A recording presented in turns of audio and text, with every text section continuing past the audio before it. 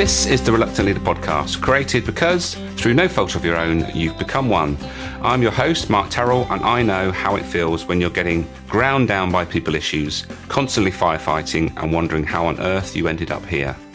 In each episode, I invite a guest to discuss a topic and give you 3, sometimes more, top tips that will help you in your leadership role. They are experts in the field, and you'll find out why they do what they do and what took them down that path. For more resources to help you on your leadership journey, check out thereluctantleader.academy, where you'll find details of how to join the Reluctant Leader Success Path. So let's see who's in the hot seat this week. Today I'm talking to Niki Matyjasik. As a business buddy, Niki helps business owners and small teams achieve more in their business. With a fresh perspective, creative ideas, and the ability to quickly identify valuable changes, she helps build the momentum to drive a business forward.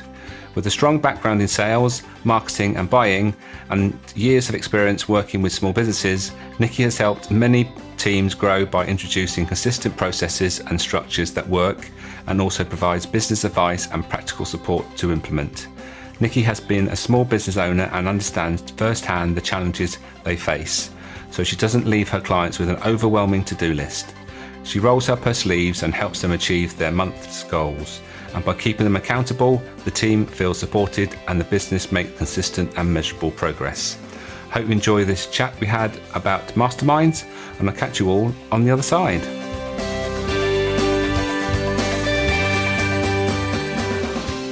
Niki, welcome to the Reluctant Leader podcast. I've been looking forward to this, as I do with all my guests.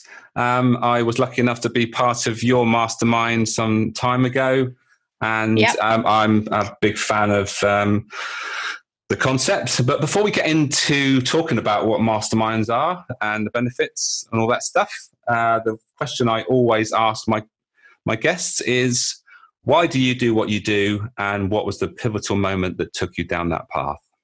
Yeah, okay, thanks. So my business is Business Buddy, and I also offer masterminding through my business Enact. And essentially, I came to what I do in my business really from visiting a networking group called Women Mean Biz.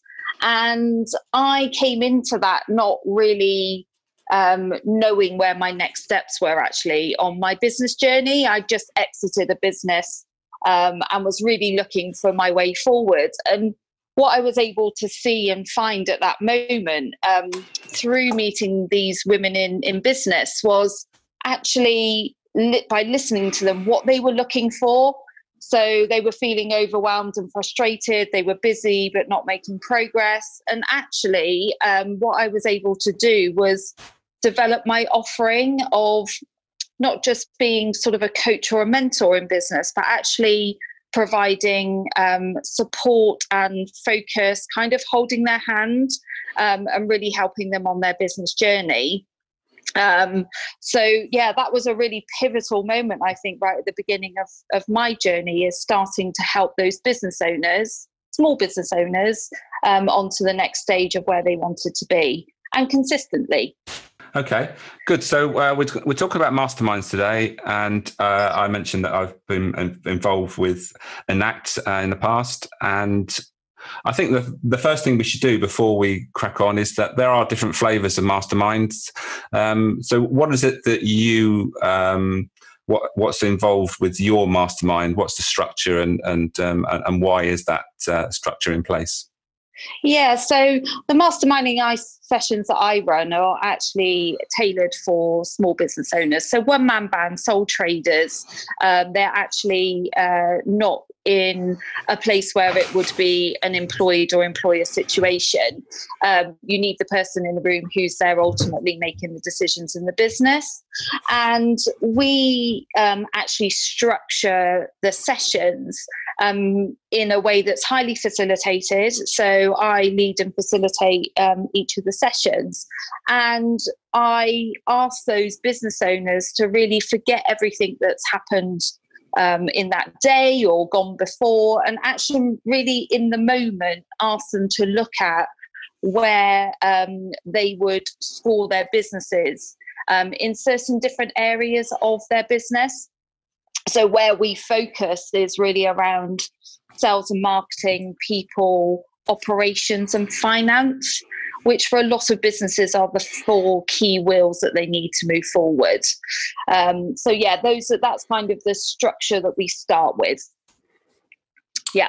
Right. And I guess, and it's something I definitely got when I was part of the group, is that it's a part of belonging to something, and also having a support group that you can lean on as and when you feel you need it. Yeah, for sure. I mean, I get to work with quite a lot of small business owners, and that could be one-on-one, or it could be in our group masterminding scenario, or both.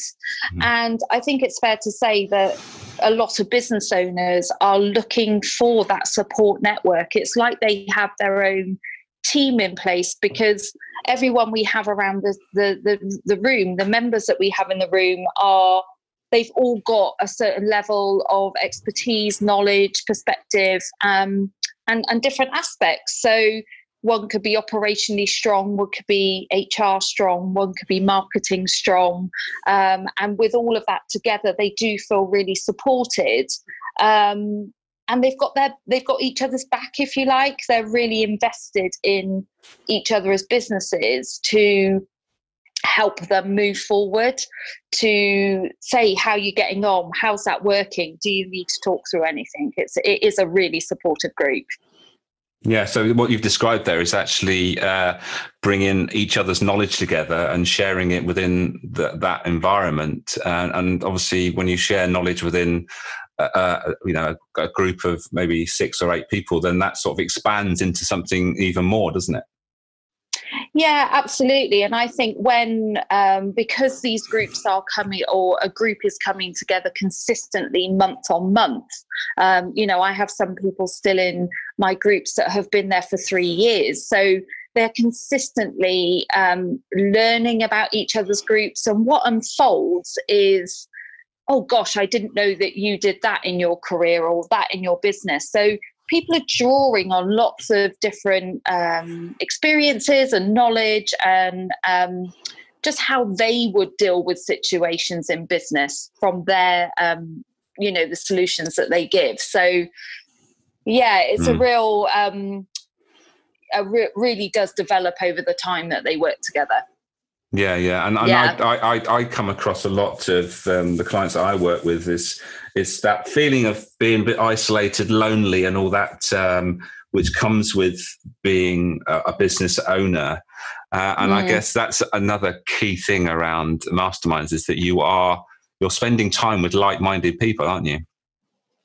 Yeah, absolutely. And I think as well, that isolated part is a really good point. A lot of business owners do, as much as they want to run their own business, they do feel as though they are on their own. And I find as a group, they are able then to kind of help support people build their confidence and build their self-belief in what they're doing. And just bring that ongoing consistent development for themselves. So from feeling isolated, they end up actually coming out of that a bit more and building in confidence. So it's got lots of benefits, really. Yeah, and I think when you're in that sort of environment, you want it's almost that reciprocity thing, isn't it? If you're getting people that are helping you, your natural instinct is that you want to help other people, whichever way that is, and that just sort of builds a momentum, I guess, doesn't it? It brings people on and makes people think a bit bigger. Is that something that you've experienced? Yeah, actually, it again, because they're consistently coming together month on month, they might be working on quite a big project and they need to break it down, or because they are working through parts of their business where they're completing those actions and those accountables that are in place, it frees up their headspace in order to go, right, that's actioned in my business, that's covered. I can now open my thinking to those bigger projects. And as we said, because you're working as a group, almost a support network, somebody is working alongside you, knowing exactly what you're talking about, because you're on that journey with them. You're on that journey together. So those bigger projects that bigger thinking does really start to evolve and unfold, really. I work with a group now, for example, who, where they were at the beginning of the year to where they are now, the things that they're now putting into place and achieving, they wouldn't have even thought of at the beginning. So it really does help open that space for business owners. Yeah, I can't remember the guy years back that talked about the strength of masterminds. I'm not very good at recalling these things. You might be better than me, but it's one of those concepts that, it's only when you actually experience it that you suddenly realize that, this is really powerful stuff. And I think what we obviously get from it is that accountability, isn't it? It's we are not particularly very good at keeping ourselves accountable. But when we've got a group that we have stated, and I know this is part of the way that, the structure of an act is structured, that the important bit at the end is that you have accountability, and you make some commitments. And that's the thing that when you commit to other people, you're more likely to do it, aren't you? Sure, you don't want to be that person who comes to the group the following month and go, "Oh no, I didn't do it. I didn't have time," or whatever. But yeah, actually, for sure, they by having that consistent accountability, it really does help stay on focus, stay on track, and see the results that they're looking for. I always ask people not to let not to let each other off the hook, because it's quite easily done if no one's looking, or you put something to the list for next week, for example. But I always say to people, as in members in the group as well, do challenge each other, because what you'll end up leaving with today are those accountables that you're going to take forward in the month ahead. And you want to make sure they're realistic and achievable, but they're also, challenging you and stretching you to, like you were just saying, that bigger thinking and moving forward. So, it's it does challenge for sure, but it keeps people on track and gets them where they want to be. Yeah. Yeah. So have you got any examples of that you can share? Obviously not actually naming anybody in particular, some examples of how people have really sort of embraced this concept and probably achieved far more than they would ever have had if they hadn't had that environment to pull on. Yeah, sure. Well, I've had members who have written their own book. I've had members who have redeveloped their offering. I've had members who have taken on gone into partnership. I've had members who have dissolved partnerships. There's a whole array of things that we can be faced with. Whether it be pricing or what client targets we want to achieve or ideal clients. We really do cover a lot of them. So those are just some examples. Getting planned for 12 months in advance, when before they were very much, yes, I need to think about what I'm planning and doing next. I've got people who are now planning way into next year. So it really does help in all the aspects, because when those members come to the meeting each month, they've worked through last month's challenge, they've worked through those solutions and those accountables, and they're ready for the next challenge in the business, or situation. It doesn't necessarily have to be a challenge, but the next situation to help them really excel to where they want to be. So that's just a few examples, but there's so many. Yeah. So how often do your groups meet? Yeah, so we meet once a month, and everyone's really invested in the element that is the same day of the month each month. So they really can, so the second Tuesday of each month, for example, so they really can get into the flow and the structure of knowing how they can bring that into their business and plan accordingly. So monthly really does help that consistency. Yeah. And do you encourage like sort of connection out of the, in between meetings as well? Is that part of the concept? Yeah, in two ways, really. So we have a private Facebook group for each of the groups anyway. So they do interact in that consistently, whether they're sharing how they're getting on, or a podcast that they've listened to, or a book they've read, or a talk that they're going to. We also buddy up. So within the group, each member will have their own designated buddy for the month, and we tend to keep those together for 3 months. But also as well, those groups, those members do network together outside of the group, and work together on each other's businesses sometimes. So it's not just what happens in the group. There are lots of collaborations and continuity of time spent together outside of the group as well. Yeah. And I guess this is all about developing relationships, isn't it? So that there's more trust, and with trust comes, more openness, and that allows other things to develop, doesn't it?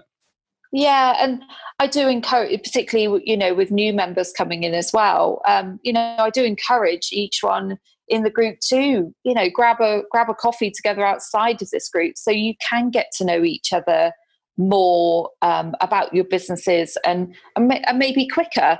So that does happen as well. Bit like networking in that sense. They do get to know each other outside, and this is probably just another added benefit. So they then do start to refer each other too. So it's got lots of layers of benefits in terms of being part of the group. Really, it's not just what happens in the room on the day. That's funny. Just as you said referring, I was writing it down, and I thought, I'll ask about that, because it seems like the natural thing to do. Because when you when you get to know somebody and you know what they do, and in quite a bit of detail, it does put you in a great position to refer people, doesn't it? Yeah, absolutely. And it could happen as a solution within the room, for example. We're so involved and ingrained in what we're trying to solve in our business, we don't actually think, someone here could help me. So that could be one solution. So that's one level of referral. But yeah, just knowing each other and each other's businesses, it really does strengthen your offering, or your kind of relationships you've got to be able to refer out to others, because you've built up, like as you say, that trust, that relationship, and getting to know each other's businesses really well. You're like a team. Yeah, and obviously this is an opportunity to work on your business rather than in it, because most business owners are heads down, let's get this task done, get through the day. That doesn't really move us forward. It gets things done, but ultimately what we need to do is make sure we spend time planning and working on our business, which is where businesses or business owners start to suffer if they're not actually devoting that sort of time to having a bit of a helicopter view over their business, and it's really valuable, isn't it? Yeah, absolutely. I get to meet businesses at all different stages, whether they've been in business for 12 months or 30 years. And we, as business owners, do end up having to cover so much. So not only offering that service, but also everything that goes on behind the scenes. And right back at the beginning, when we started talking, the clients I come across, or the business owners I come across, are busy, not making progress. They're feeling overwhelmed. They're feeling frustrated. They've got so much to do because they're doing just that. They're kind of in their business, head down for such a large amount of time, actually working on the business, kind of just gets pushed to the side, really. So these groups, once I think the time is realised that actually I need something needs to change here, those groups really do give you that opportunity to be working on it, even if it's just bite-sized chunks to begin with, and really chipping away at something that is causing you pain or challenge in your business. Just even chipping away at that can really start to change people's concept on, right, I need to spend more time working on these areas that are going to take my business forward and not leave me in this situation. Yeah. And I think that's a good lead on, actually, to look a bit more detail in. You mentioned earlier about the sort of 4 elements you look at, and just remind us of what those 4 sections are for. Yeah, so when we come together, I ask everyone in the room. So each person gets an act slot, as we call it, a time on their business, and I ask them to look at sales and marketing. I ask them to look at operations. So that's your systems, processes, structure, everything you have in business to have in place in your business to run effectively. People, so that could be yourself. It could be something that you're doing and challenging yourself or blocking yourself to move forward. Or it could be clients, it could be suppliers, it could be your network, that kind of thing. It could be friends and family. It covers a whole host of things. Or it could be, or the 4th area we cover is finance. So it could be cash flow. It could be, how much you're charging. It could be payment terms. It could be accounting. There's a number of things we cover in that area.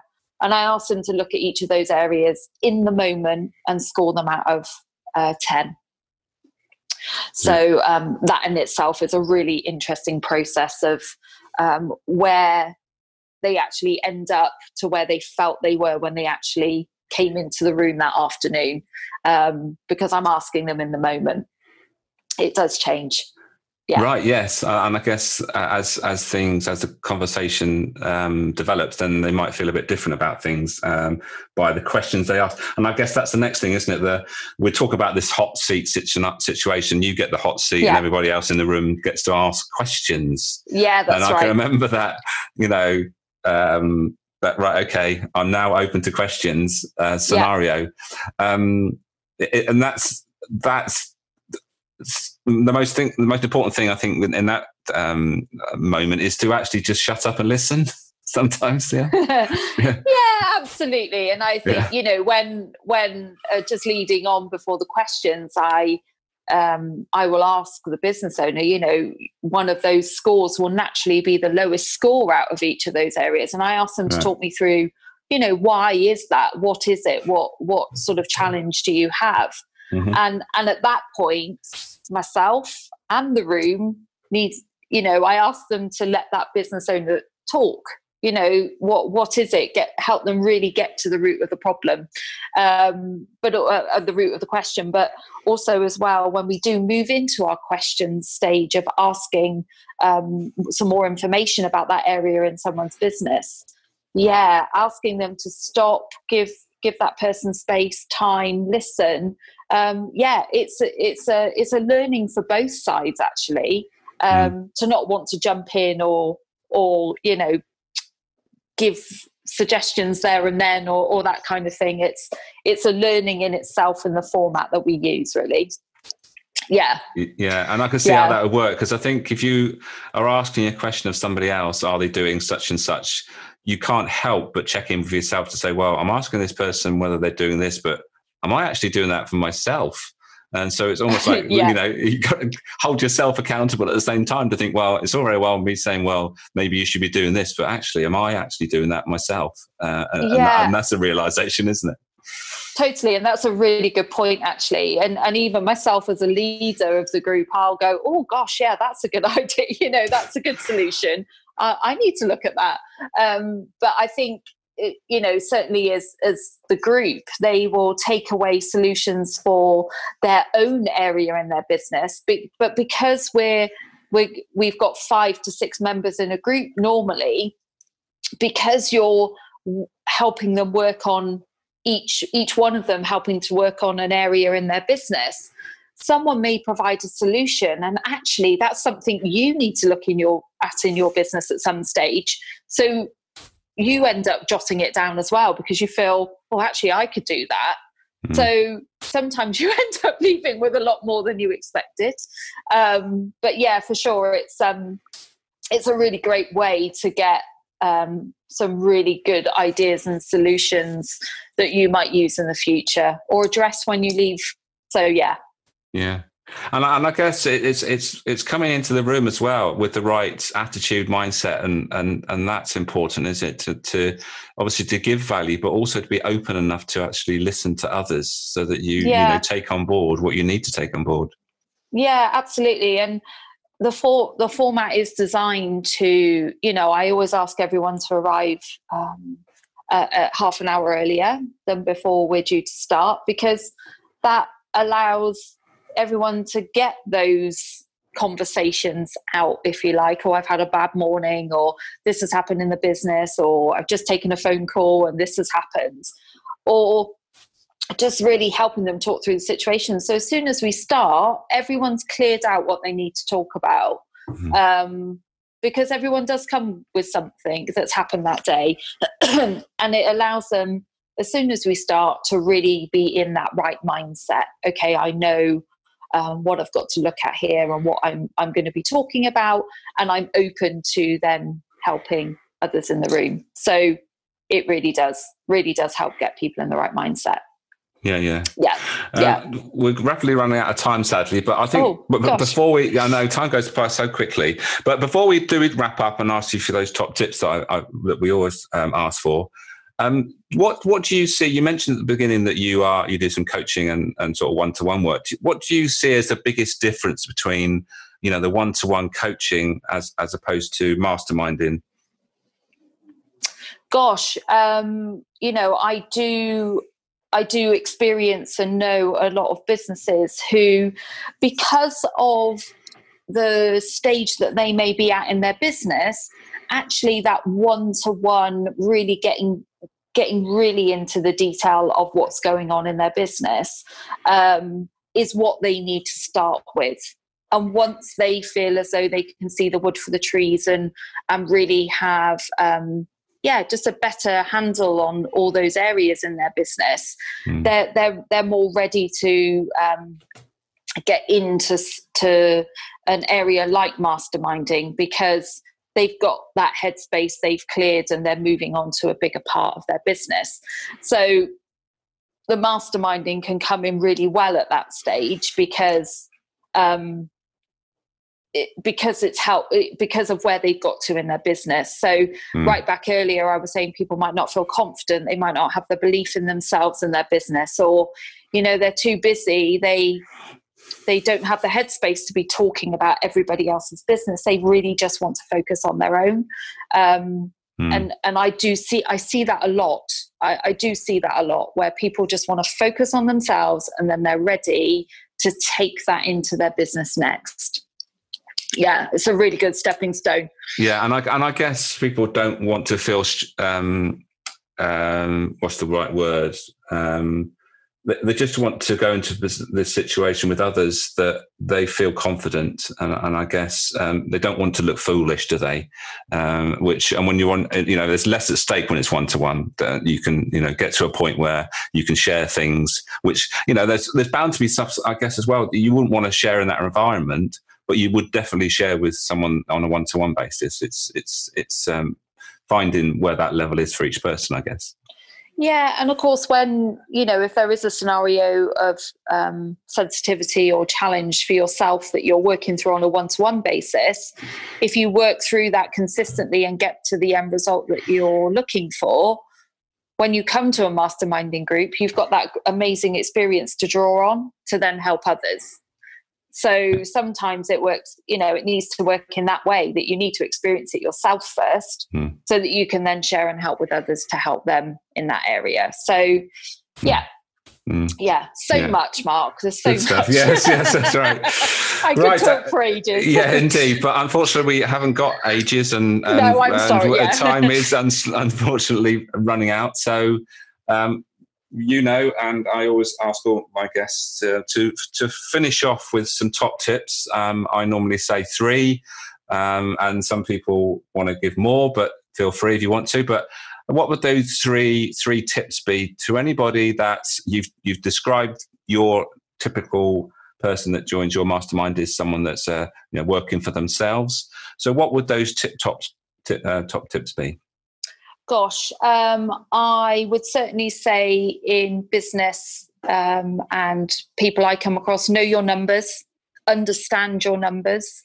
I know it sounds very straightforward, but actually understanding, your conversion rates, how many people you need to see, how many inquiries come through, what's working for you, and understanding those turnover and cash flow numbers, even if it's a base understanding, start to be familiar with those, because that can really, really help on a consistent basis monthly to have a handle on what's happening in your business. Yeah, for sure. Okay. Secondly, I would say accountability, for sure. Finding the right method that works for you to stay accountable, so that with what you say you're going to do, that is achieved consistently each month to help you get the results that you're looking for. So it could be a coach, it could be a mentor, it could be a masterminding group, it could be your networking group, it could be a trusted accountability buddy, so to speak. I had someone the other day who's got a friend that works really well for them. But, having that in place, again, can work so well for businesses to have a sounding board, have a space, but help them stay accountable to move forward. And my third top tip is fortune is in the follow-up on inquiries you get, on conversations you have, on relationships you've built. It can take up to 8 touch points from your inquiry to someone actually converting. So, if you haven't heard from somebody after the first, 1 or 2 follow-ups, don't give up, keep sort of touching base with them in a gentle but consistent way, to get the right outcome and the answers that you're looking for. So follow up for sure really does help convert those inquiries that you weren't expecting to convert. Yeah. Good stuff. Yeah. Great stuff. Well, thank you for your time today, Niki. I greatly appreciate it. I'm sure you've given some great value and some great tips there. And so until next time we meet either online or maybe in real life, have a great day, and we'll speak soon. Yeah, thank you, Mark. Thanks for your time.